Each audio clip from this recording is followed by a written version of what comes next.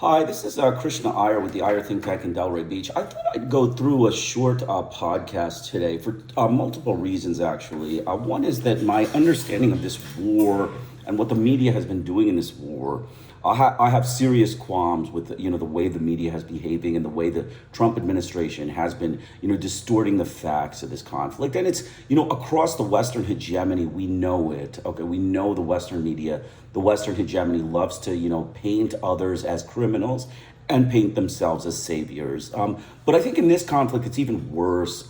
Donald Trump first says he's sending troops to the state of Hormuz. First, the British and French and all of the coalitions say that they're going to be helping Trump. Then Trump, one day later, criticizes the allies for not helping. Then, Trump says that he's sending, a 3 aircraft carriers and 222,000, troops to the Strait of Hormuz. And then, a couple hours later, he says that he's going to wind down this war. So, we seriously have serious misgivings with, the deceit that the U.S. government is showing. This is a deceitful group of neo-Nazi Christian witch hunters. And, I want to show you a book. This is Beyond Hypocrisy. It's by Edward Herman. It's a great book on decoding the news in an age of propaganda, including the doublespeak dictionary. Edward Herman, just for your knowledge, Edward Herman is a long-term person who has been a critic of the U.S. government. If you look at his Wikipedia entry, he was born April 7, 1925, and he died November 11, 2017. So he was pretty old. He was like 93 years old. He died of bladder cancer. But his books and his critiques have included the Vietnam War, along with Noam Chomsky, the war crimes that were committed against the Vietnamese communists. The North Vietnamese land reform, the CIA's Saigon propaganda ministry, the bloodbath at Hue in South Vietnam. All of these things that, the Nixon administration and the government of the United States, complicitly, denied and, lied about, are all written in his works. His works include, At War with Asia, along with Noam Chomsky, and multiple other books. I can give you the name, but I think this guy is someone that you really should buy his books. I mean, Manufacturing Consent. This one, which is the Beyond Hypocrisy about the U.S. media system and its fascism, the politics of genocide, the global media, the new missionaries of global capitalism are the global media. You also have Beyond Hypocrisy. That's the one we're talking about. The terrorism industry, experts and institutions that shape our view on terror. Demonstration elections, U.S. staged election in the Dominican Republic, Vietnam, and El Salvador. The Real Terror Network, Terrorism in Fact and Propaganda. So we could see that, he's written a lot of books about U.S. government complicity in criminal activity and criminal cover-ups. And I believe this war and Donald Trump is, a serious cover-up. He's, seriously committing, criminal cover-ups in this war. And, I'm concerned for all of us who, are, basically, in this kind of, conflict and in this kind of understanding of, what basically we have for the war. We what things go on in war, and also what things the U.S. likes to use as propaganda to make their cash. These are cash for hire neo-Nazi Christian witch hunting assassins, and we're calling them out for that. And if you don't like it, I tell my viewers, if you don't like what I say about the U.S. government and that it's rather harsh, I suggest you read these books. If you are an open-minded individual, you are not a fascist, you are not a Trumpist, and you are not, a right-wing evangelical. If you read these books, you will, get on board with the U.S. government's danger that it has against, all sorts of communities. And, this is just one example that we have: the Iran war and Donald Trump's invasion of Venezuela and the Cuban blockade. All of these three things, I have come to the conclusion that the U.S. government is a very deceitful group of people, and its media is, complicit in its deceit and crimes and its criminal cover-ups.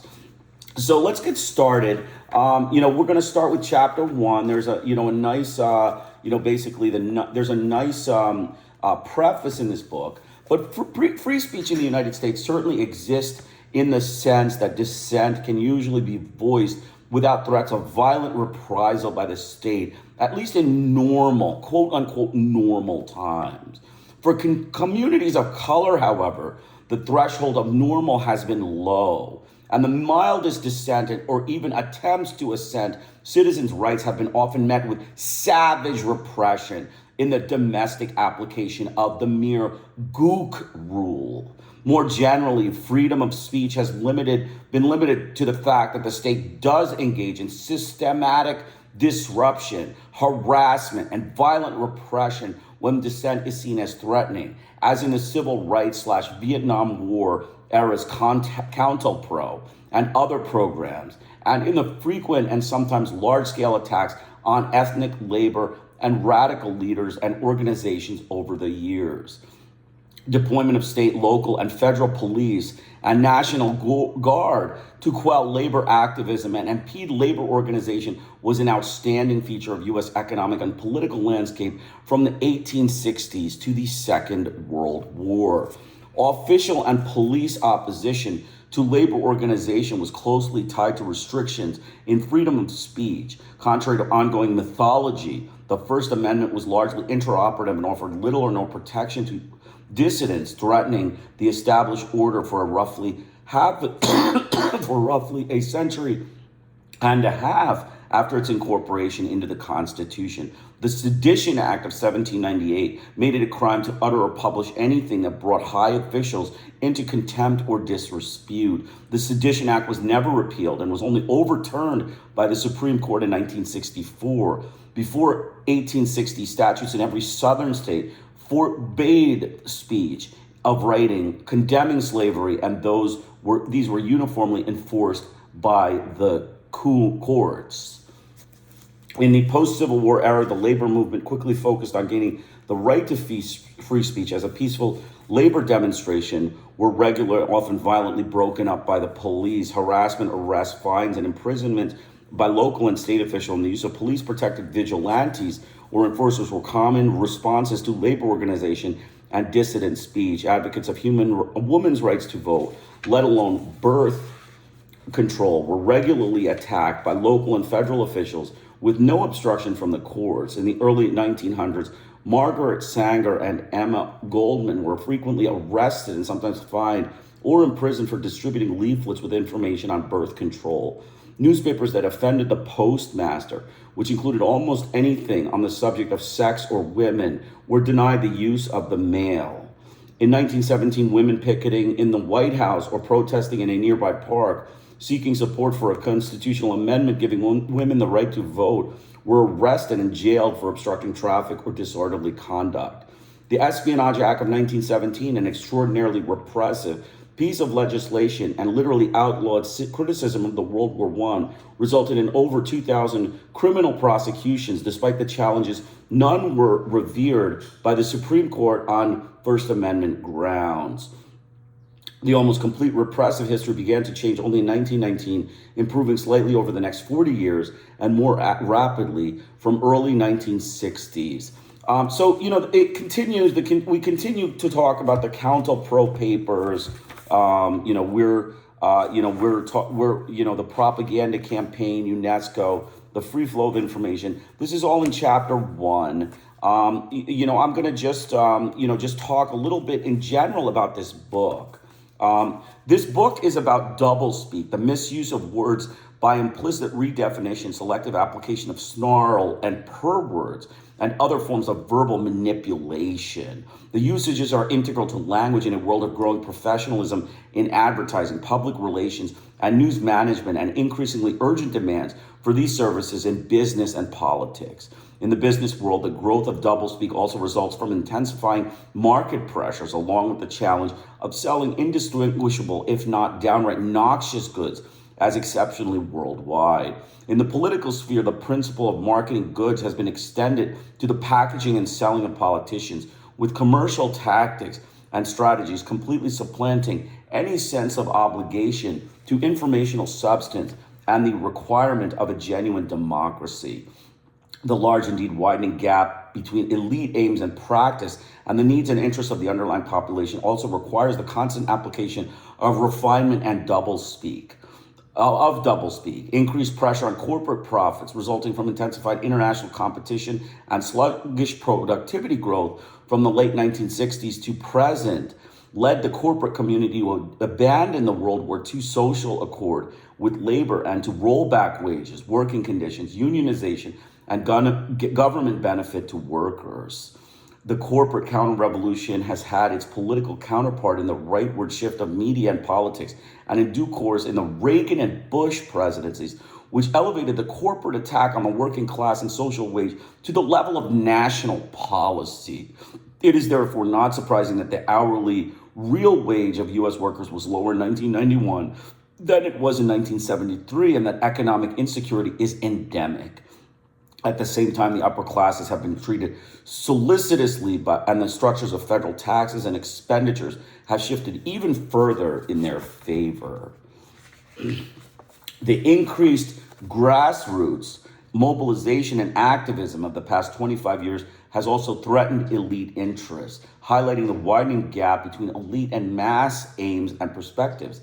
The sharpened awareness has stimulated efforts at popular participation in government, producing what establishment spokesperson referred to as a crisis of democracy. The sharpened awareness has stimulated efforts at popular participation in government, which the government or established spokesperson call it a crisis of democracy when they have multiple viewpoints. That is the U.S. government's statement. These are statements by the establishment that it is a crisis of democracy to have too many people talking about being aware of what the government is doing and their aims. This is a racist, fascist group of neo-Nazi Christian witch hunting gangsters. That is what they are.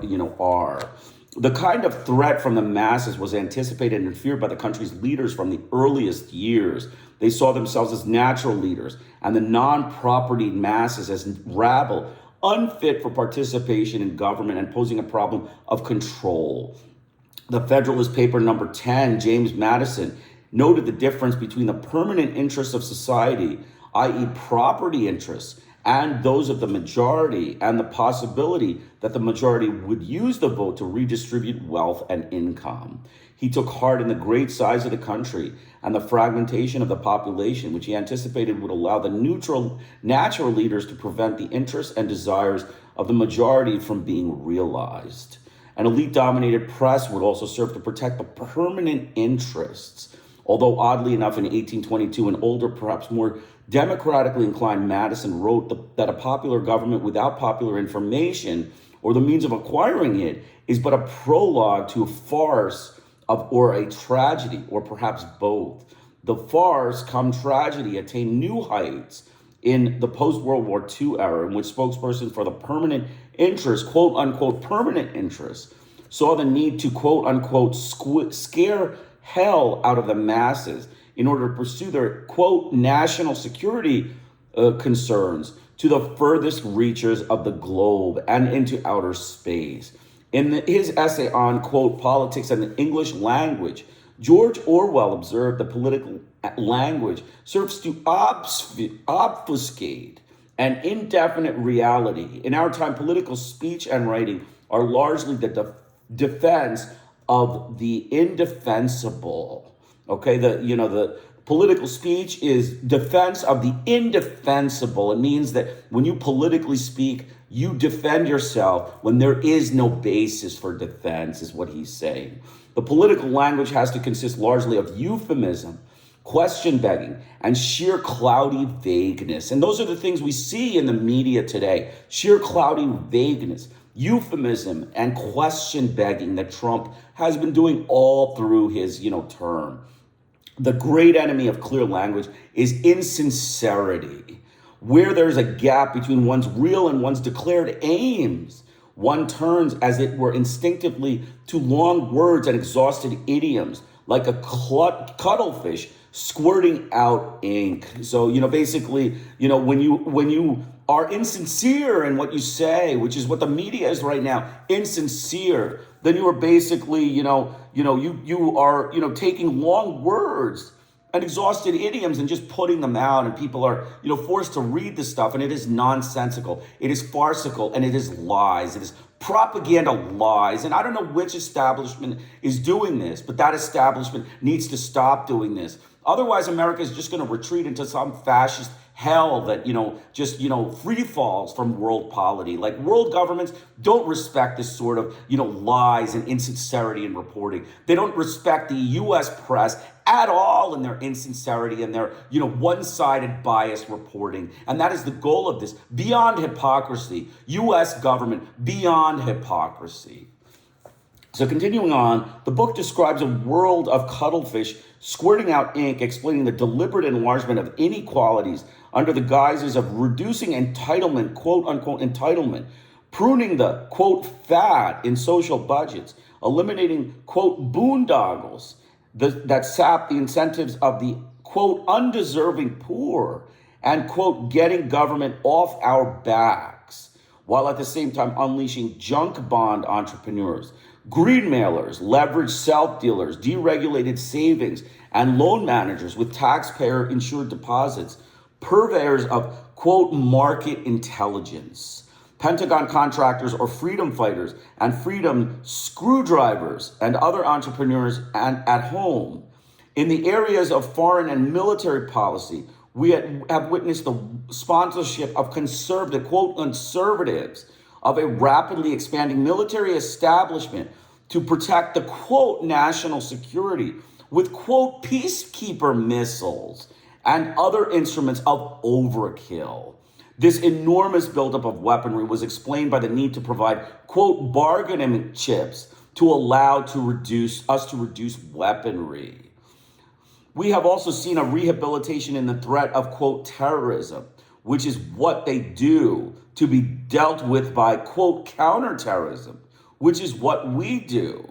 Similarly, there has been much, quote, subversion, comma, quote, aggression, and even, quote, naked aggression abroad, to which we and our side have responded with, quote, counterinsurgency. Capital intensive warfare to, quote, save the victims, and the displacement of elected governments by military regimes which, after a stint of, quote, pacification, hold, quote, free elections. Very good, very good. Quote, free elections, quote, peacekeeper missiles, quote, counterinsurgency, quote, terrorism, quote, aggression, naked aggression, and subversion, quote, subversion. All of these are examples of what the U.S. government, propagandizes in a hypocrisy, an unending hypocrisy on the basis of what they say. They, are complete hypocrites. And Donald Trump, to the T, has been following this program for his administration. It is just, just a deceptive mess. I mean, U.S. media is a deceptive mess. It is racist, one-sided, biased reporting, and it is telling all lies. And, whether Trump is doing it, whether the establishment is deliberately trying to mislead, individuals, minorities, immigrants, whatever it is against international rules. And the U.S. can, in a vacuum, do whatever it wants. No one cares. But, criminal cover-ups are things that, you shouldn't be allowed to do. And world governments know that it's not legal to criminally cover things up. And America is a group of criminal cover-ups. They're neo-Nazi, Christian, racist, witch-hunting gangsters. And the Iran war has demonstrated that.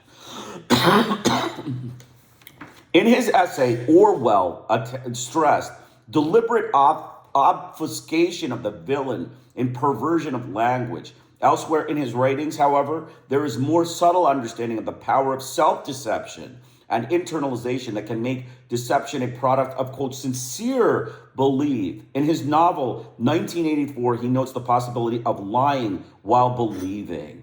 To tell deliberate lies while genuinely believing in them, to forget any fact that has become inconvenient, and then when it becomes unnecessary again, to draw it back from oblivion for just so long as it is needed, to deny the existence of objective reality, and all the while to take account of the reality which one denies. All this is indispensably necessary.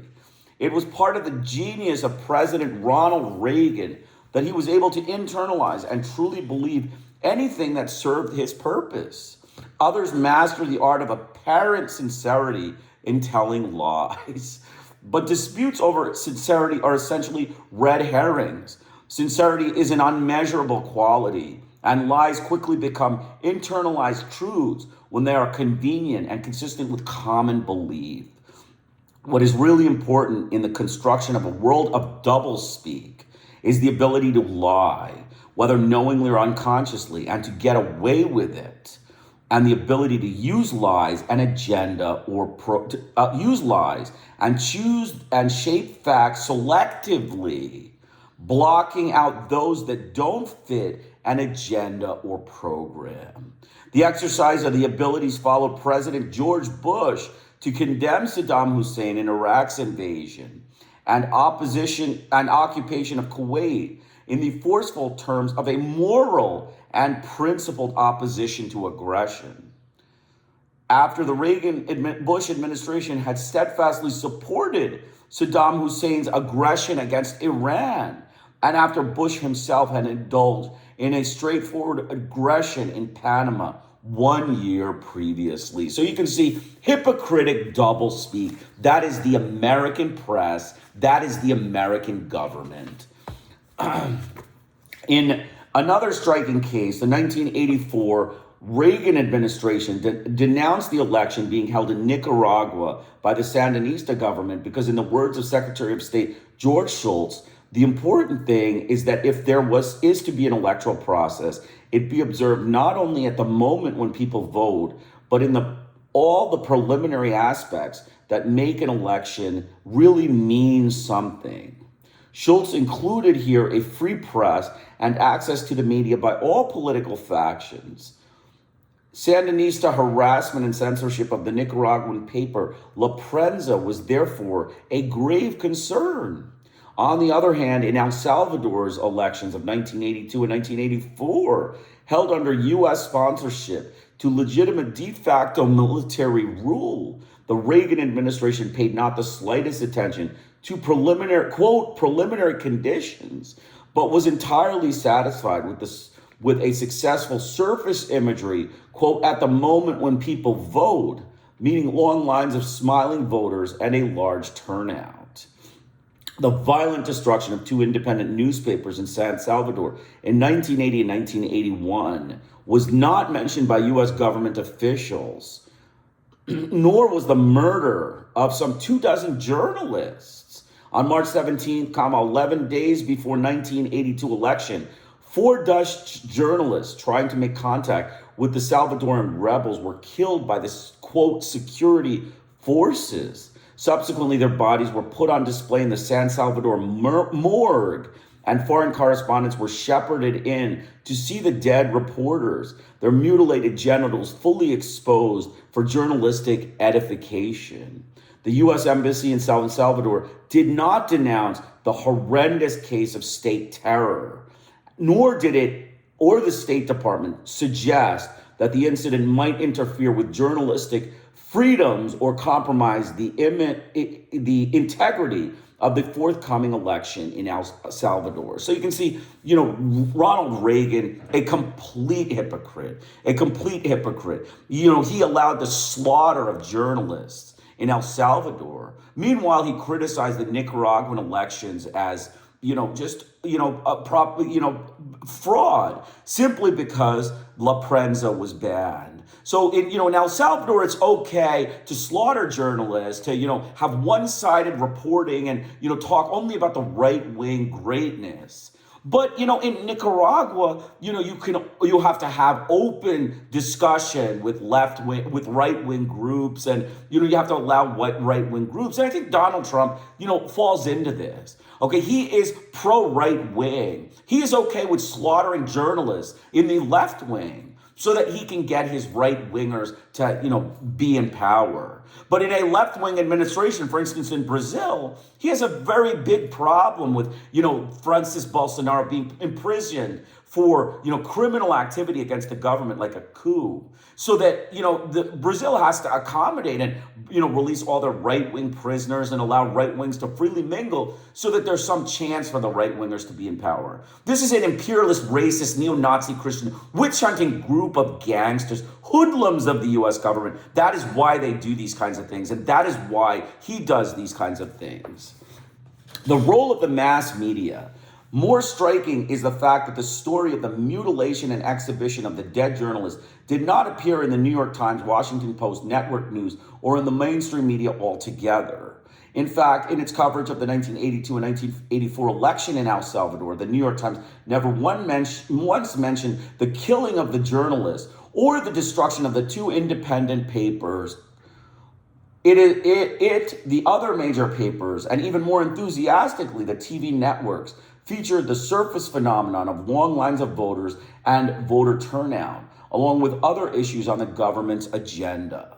By contrast, the covering of the Nicaraguan elections of 1984, voter turnout was barely mentioned, and no significance was attached to it. But questions were raised repeatedly about the constraints on la prensa and limits on the freedom of the press. In other words, the Times and other mainstream American media followed a dichotomous agenda for the elections in the two countries, in close accord with the U.S. government's effort to support the one and denigrate the other. The process fits perfectly Orwell's principle of doublethink, to forget a fact or criterion, here for El Salvador, a quote, preliminary condition like freedom of the press that has become inconvenient. And then when it becomes necessary again to cast doubts on the Nicaraguan election, to draw it back from oblivion for just so long as it is needed.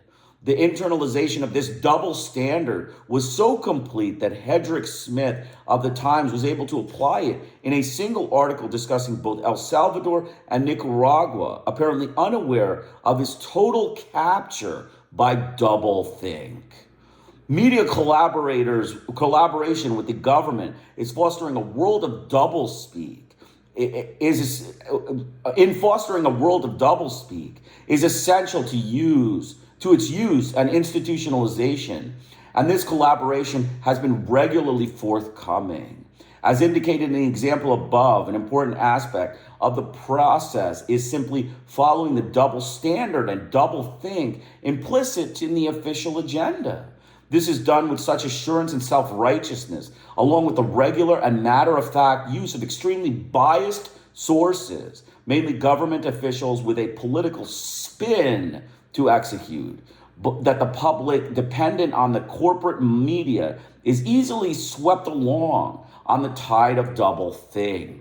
A corollary and necessary support for the double standard, the systematic avoidance and suppression of information.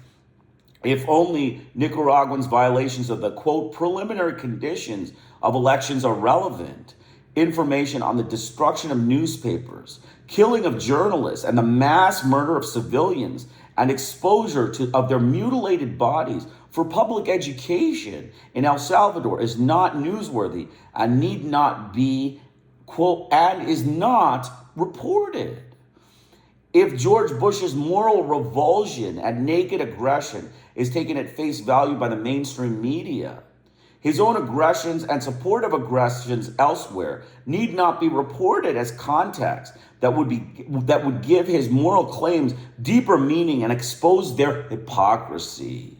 Rather, the inconvenient facts disappear into Orwell's black hole, and a new implicit system of definitions of aggression and naked aggression are imposed without acknowledgement or discussion.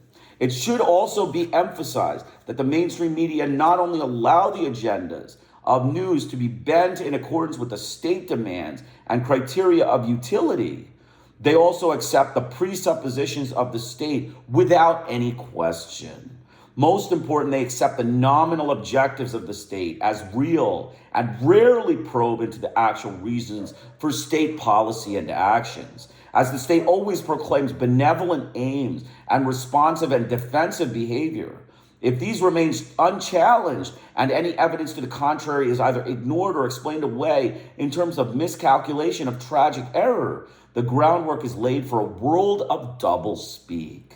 This would be obvious, for example, if the Soviet press had taken it as a premise that the Soviet Union was always responding to external threats, trying to contain the, quote, contain the United States, and sought to, quote, protect Afghanistan in its invasion of 1979 or Czechoslovakia in 1968. That the United States was, quote, protecting South Vietnam and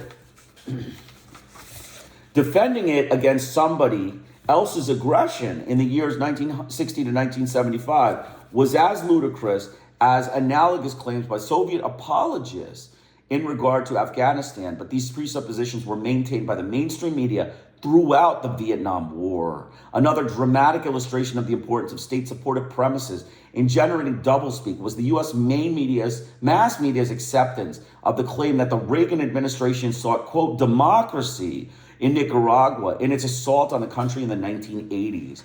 This was truly laughable, as the Reaganites were openly nostalgic for the departed Somoza dictatorship, were using as their vehicles for establishing democracy in Nicaragua an army led by ex-Somoza officials, and during the same period were supporting governments entirely free from any democratic taint on a worldwide basis. There was also an extensive and readily available record of U.S. distrust of popular movements and popular rule and support of terror regimes in Central America. In fact, and simultaneous with the crusade for democracy in Nicaragua, the Reaganites were pressing to resume full support for the murderous military government in Guatemala. An excellent case has been made that it is precisely the genuinely popular and democratic aspects of the Nicaraguan government that aroused Reaganite fears and hostility. But for the mainstream media, the U.S. government pursues benevolent goals by definition, so that if it says it seeks democracy in Nicaragua, that settles the matter. The media has failed to provide immediate facts and historical context that will clarify what the United States really aimed at in Nicaragua. They also failed to call attention to the blatant contradictions and hypocrisies, and by accepting them tacitly or explicitly, sustained or participated actively in a system of doublethink. In 1991, after Bush had saved Kuwait by destroying it, along with Iraq, he indicated that he would not press democracy on that country because this is not something we can impose by force. Except in Nicaragua, the mass media once again failed to make a comparison that would provide meaningful context. Perhaps they saw the difference in the fact that Nicaragua had the advantage of more than half a century of U.S. tutelage, which would make them ready for democracy, but only immediately after the Sandinistas' ascension to power in 1979. The preceding examples show that doublespeak is tied closely to ways of looking at the world, to political agendas and frames, to give them authenticity and seeming naturalness and inevitability. They also point up the fact that the national media, as part of the national establishment, plays a key role in allowing doublespeak to flourish. It is because of the importance of these contexts in giving words meaning and prominence, no matter how egregiously they may distort reality, that this book has a text, footnotes, and cartoons, as well as a lexicon of doublespeak. The text does not encompass all the words in the dictionary, but it puts many of them into a historical and political context and highlights their role as well as their deceptive and hypocritical qualities. The footnotes show that many of them are quite literally applicable or correspond to a historic reality. The text, at certain points, also addresses some of the systemic mechanisms that help institutionalize doublespeak, such as the claim that there is a liberal and adversary press by illiberal members of the establishment with excellent access to the liberal adversary press and the production of experts closely tied to the government who reiterate and amplify government claims and agendas in the adversary media as, quote, independent authorities. The political cartoon has flourished in recent times, and the vast majority of bullies, crooks, demagogues, and liars who have swaggered across the Reagan-Bush era, staged spouting doublespeak, have provided a cornucopia for the sharp etchings and terse lines of this cartoon art.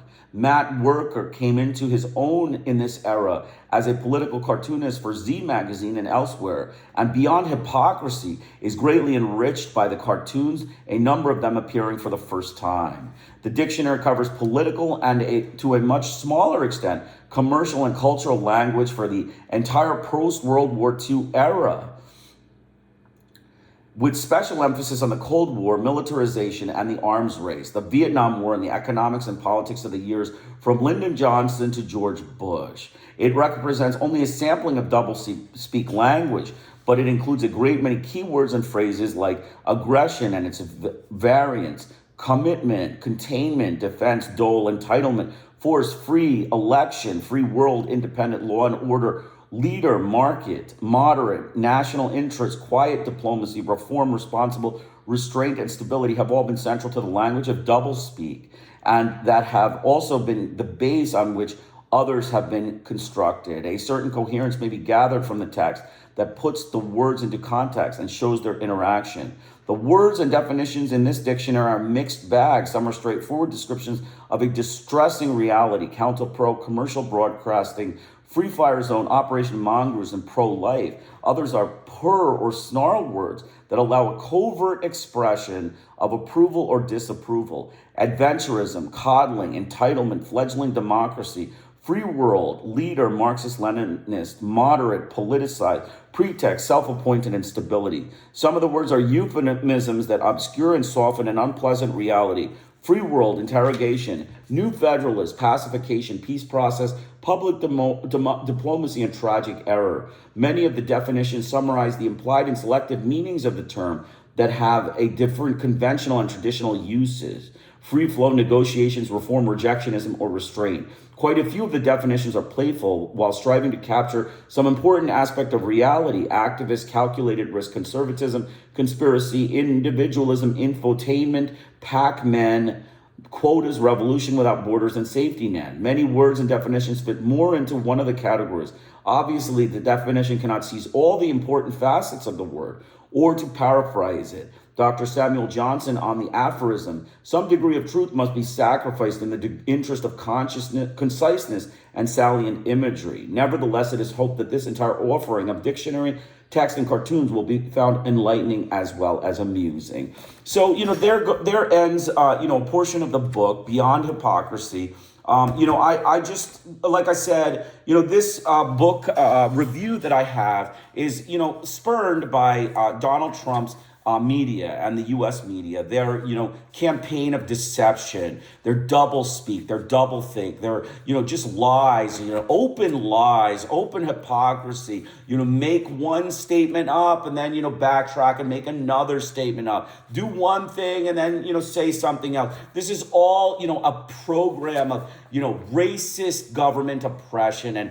racist racist deception, openly trying to deceive world leaders, world governments, world people about U.S. government's initiatives and aims. And all over the case, this U.S. government has, ruined media sources. They have ruined it with hypocrisy. It is an openly hypocritical system, a poor media source, and just, a terrible group of people who don't know how to, behave themselves in media situations. They, become completely, diverted in their topics. They double think, they double speak. They talk about one thing, like the Reagan-Bush era, perfect example. El Salvador, it's fine. The elections are fair. Why worry about it? Nicaragua, they're criminals. They, La Prensa, stops free speech. What about the murder of the journalists? What about the mass murder of the civilians that you covered up? What about the, the display of the journalists, for public display while they're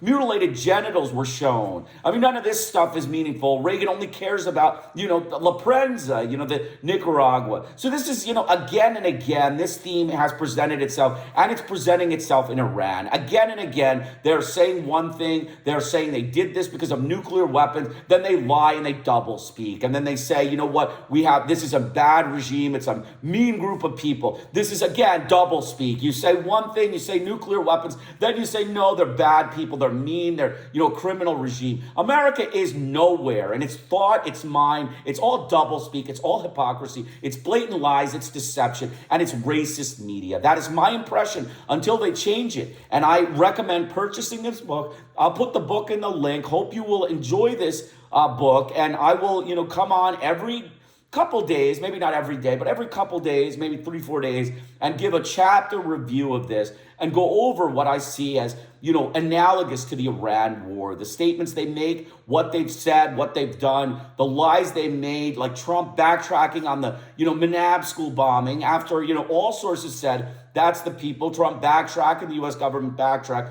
Another example of doublespeak, deceptive, racist media reporting by Donald Trump. Over and over it's done. Terrible media, terrible American media, terrible Western media. That's my impression. Hope you enjoyed it. Krishna Iyer with the Iyer Think Tank in Delray Beach. Have a great day.